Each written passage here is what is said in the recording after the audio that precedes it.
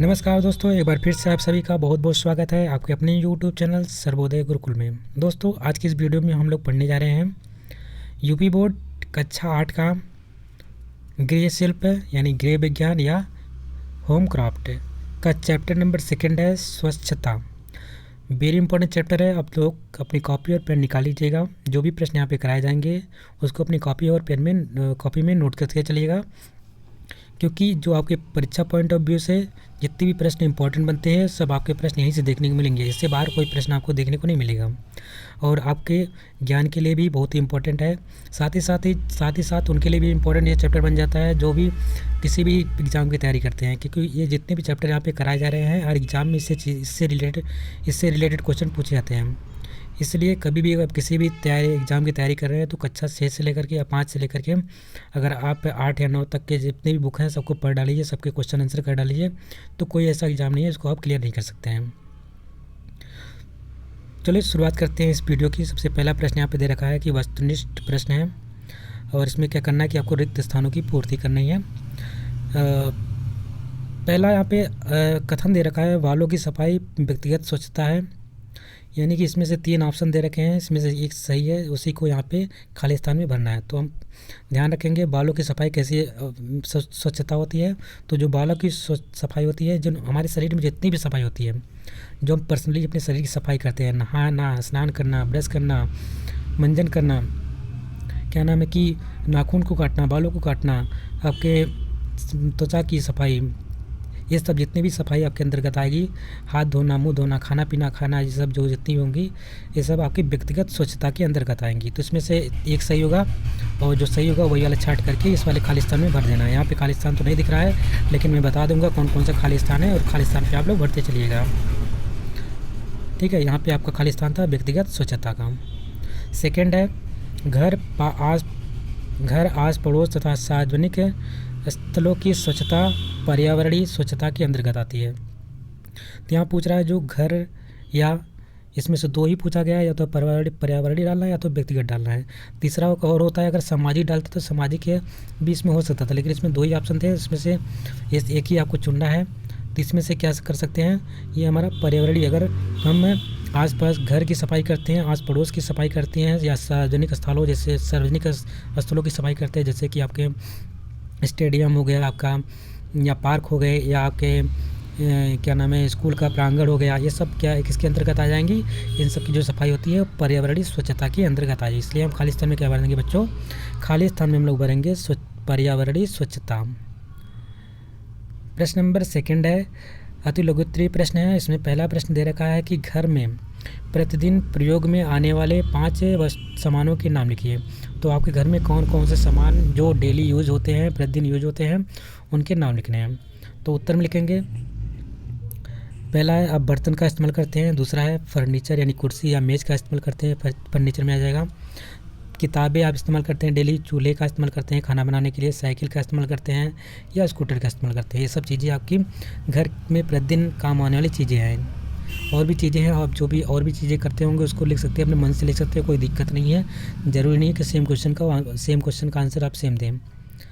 आपके मन से जो भी 5 आ जाए 5 कोई भी लिख सकते हैं। सेकंड है आपका पर्यावरणीय स्वच्छता में कौन सी स्वच्छता आती है। पर्यावरणीय स्वच्छता में पूछा गया कौन सी स्वच्छता आती है, तो आपको ध्यान में रखेंगे, इसमें उत्तर में लिखेंगे पर्यावरणीय स्वच्छता में हमारे घर, आस पड़ोस व सार्वजनिक स्थानों तथा अपने चारों ओर के वातावरण की सफाई आती है। यानी इसमें कह सकते हैं जो हमारा घर है, घर के आसपास जो आपके पार्क होते हैं या स्कूल कॉलेज का प्रांगण होता है, या जितनी भी चीज़ें आसपास आपके पड़ोस नल नाली जो होते हैं उसका जो सफाई इसके किसके अंतर्गत आएंगी, ये सब आपकी पर्यावरणीय स्वच्छता के अंतर्गत आएंगी। अगर पर्यावरणीय शब्द नहीं मिलता है तो सामाजिक स्वच्छता वहाँ पे दिखेगा, तो सामाजिक स्वच्छता आप लिख सकते हैं। प्रश्न नंबर 3 है। प्रश्न नंबर 3 में कहा है कि आप अपने दांत एवं नाखूनों की सफाई क्यों करते हैं। तो उत्तर में लिखेंगे ये हमारी सब ये जब जितनी स्वच्छताएँ होती हैं जो हमारे शरीर के रिलेटेड होती हैं सब वो व्यक्तिगत होती हैं। तो सबसे पहले इसका उत्तर हम लोग लिखेंगे, भोजन करने के बाद भोजन के अंश मुंह में रह जाते हैं। यदि हम भोजन करने के बाद तथा सुबह दांतों की सफाई नहीं करेंगे तो भोजन के अंश सड़ने से रोगाणु उत्पन्न होकर शरीर को रोगग्रस्त बना देंगे। नाखूनों की सफाई करने से उनमें भरी गंदगी निकल जाती है, वह भोजन के साथ पेट में नहीं पहुंचती। अतः हमें अपने दांतों तथा नाखूनों की सफाई अच्छे ढंग से करनी चाहिए। तो आपको ब्रश से 2 दिन में 2 बार करना है, तो सुबह शाम, ठीक है। इसने बोल ही दिया, इसमें बोला है कि जो हम खाना खाते हैं तो जो खाने के कुछ अंश क्या होता है हमारे दांतों या मुंह में रह जाता है, तो अगर उसकी जीभ वो की सफाई करते हैं तो सब साफ़ हो जाते हैं। अगर नहीं सफाई करेंगे तो ये क्या होते हैं, सड़ने लगते हैं, और सड़ करके क्या होते हैं, रोगाणु वो हो जाते हैं, रोगाणुग्रस्त हो जाते हैं और हमारे पेट में जाते हैं, फिर हमें बीमार करते हैं। इसी प्रकार से आपके जो नाखून होते हैं, नाखूनों में मैल उल जमी रहती है। अगर हम खाना खाते हैं, क्योंकि खाना हमारा गर्म होता है, जब हाथ डालते हैं खाने में तो जो मैल होती है वो गर्मी पा करके निकल जाती है, उसका हमारे खाने में मिल जाती है, मिल करके फिर से जा करके हमारे खाने को दूषित कर देती है और हम खा लेते हैं, फिर से हम बीमार पड़ सकते हैं। तो आपको ध्यान रखना है, आपकी पूरे बॉडी की सफाई डेली करनी है, डेली स्नान करना है, नाखूनों को बड़े नहीं होने देना है, बालों को नहीं बड़े होने देना है, साथ ही साथ अपने शरीर की भी भली बातें से सफाई करते रहना चाहिए। यह सब आपके व्यक्तिगत स्वच्छता के अंतर्गत आएंगे। अगला प्रश्न है, व्यक्तिगत स्वच्छता के अंतर्गत कौन सी स्वच्छता आती है? अभी हमने बता दिया, तो उत्तर में आप लिख लेंगे, यहाँ पे कोई दिक्कत नहीं होगी आपको लिखने में। इसमें लिखेंगे व्यक्तिगत स्वच्छता के अंतर्गत हमारे शरीर तथा उनके अंगों जैसे त्वचा, मुंह, दांत, आँख, कान, नाक आदि की सफाई आती है। उसके साथ स्नान करना भी हमारी व्यक्तिगत स्वच्छता के अंतर आएगी। बालों का काटना ये भी हमारा व्यक्तिगत स्वच्छता के अंतर्गत आएगी।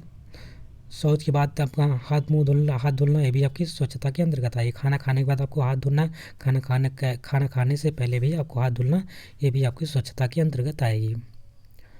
प्रश्न नंबर 4 है, त्वचा की सफाई क्यों, कब और कैसे करनी चाहिए? तो उत्तर में लिखेंगे त्वचा की सफाई, इसमें इस प्रकार से आप बना लेंगे, कॉलम बना लेंगे, कॉलम में लिखेंगे क्यों, कब, कैसे, ठीक है। इसमें 3 कॉलम बनेगा। पहले कॉलम में लिखेंगे क्यों, दूसरे कॉलम में कब, तीसरे कॉलम में कैसे। तो यहाँ पे लिखेंगे हमारे शरीर की त्वचा में अनेक छोटे छोटे छिद्र होते हैं जिनसे पसीना निकलता है। पसीने के साथ धूल में अनगिनत कीटाणु होते हैं।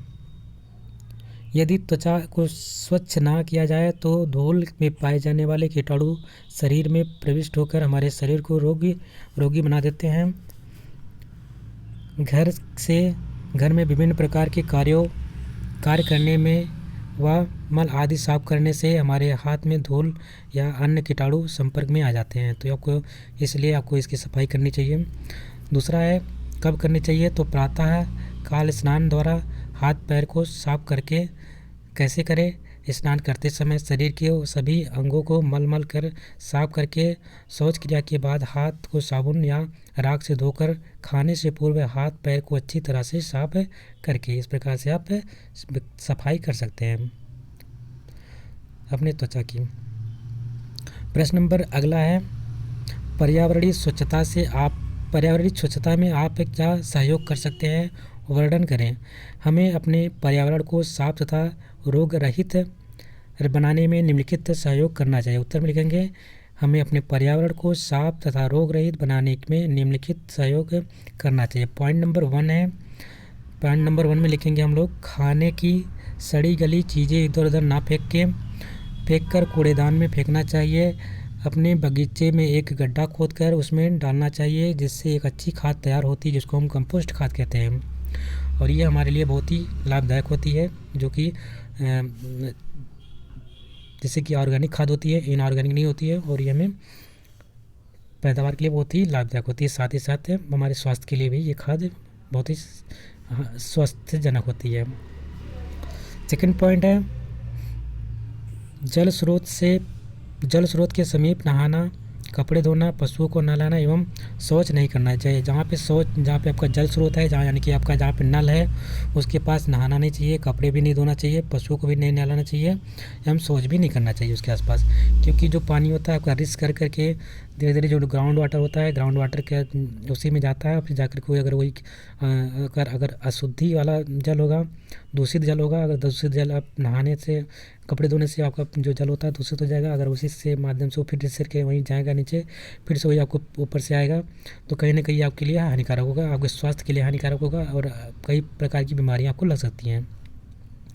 तीसरा पॉइंट है, बाज़ार से सामान लाने के लिए घर से कपड़े का थैला ले जाना चाहिए। प्लास्टिक बैग सामानों का कम से कम प्रयोग करना चाहिए। स्कूटर, कार एवं अन्य वाहनों से निकलने वाले धुओं को जांच करा कर नियंत्रित रखना चाहिए। ठीक है, इसमें बोला जा रहा है कि अगर बाज़ार जा रहे हैं तो आपको अपने साथ एक थैला लेना चाहिए, बैग लेके जाना चाहिए।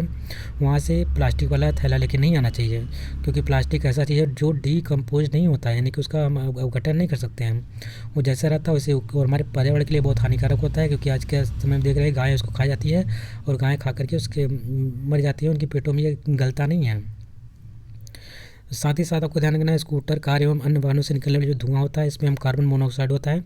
ध्यान रखेंगे क्या नाम होता है, किसमें कौन सी जहरीली गैस होती है, कार्बन मोनोऑक्साइड। क्या होता है, कार्बन मोनोऑक्साइड इसमें होता है।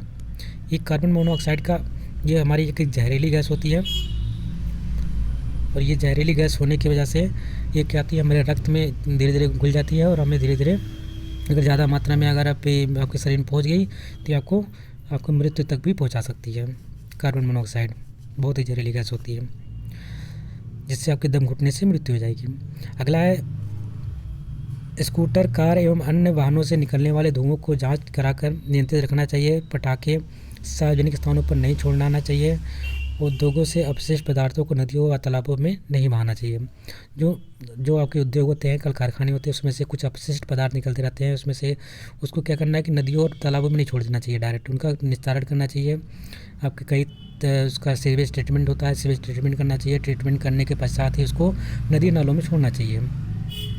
ठीक है, और अगर आप पटाखे सार्वजनिक स्थानों पर नहीं छोड़े, क्योंकि इससे जो कार्बन डाइऑक्साइड की मात्रा बढ़ती है और कार्बन डाइऑक्साइड की अगर मात्रा आपके पर्यावरण में बढ़ेगी तो कहीं ना कहीं आपका वैश्विक तापमान होगा, यानी कि ग्लोबल वार्मिंग होने का खतरा बढ़ रहा है। तो उसे ग्लोबल वार्मिंग तो बढ़ ही रहा है, लेकिन और भी ज़्यादा बढ़ जाएगा, और इससे क्या होगा, हमें ही नुकसान होगा। नुकसान कैसे हो सकता है, ग्लेशियर पिघलेंगे तो बाढ़ की जैसी स्थिति आएगी, और हम लोग पानी के, अगर पूरी ग्लेशियर अगर पिघल जाती तो कम से कम पृथ्वी 5 फुट गहराई में चली जाएगी। पृथ्वी जो होगी 5 फुट पानी में डूब जाएगी पूरी पृथ्वी। कारखानों को शहर से दूर लगाना तथा इनकी चिमनियों को फिल्टर युक्त एवं ऊंचा रखना। जो कारखाने हों उनको करना है, क्या करना है कि आपके शहर से उनको दूर लगाना है। चिमनियाँ जो हों वो फिल्टर युक्त हों, और जो फिल्टर युक्त होने के साथ साथ इनकी चिमनियाँ काफ़ी ऊंचाई पे हों। सो इसी के साथ आपके चैप्टर कंप्लीट होता है। आशा करते हैं आपको वीडियो पसंद आई होगी। अगर आपको वीडियो अच्छी लगी है तो लाइक करिएगा, शेयर करिएगा। चैनल पे नए हैं तो चैनल को सब्सक्राइब भी कर लीजिएगा, और बेल आइकन को भी प्रेस कर दीजिएगा, क्योंकि जब भी हम वीडियो अपलोड करेंगे तो उसका नोटिफिकेशन आप सभी को मिल सकेगा। तो थैंक यू, मिलते हैं नए वीडियो में, तब तक के लिए नमस्कार, जय हिंद।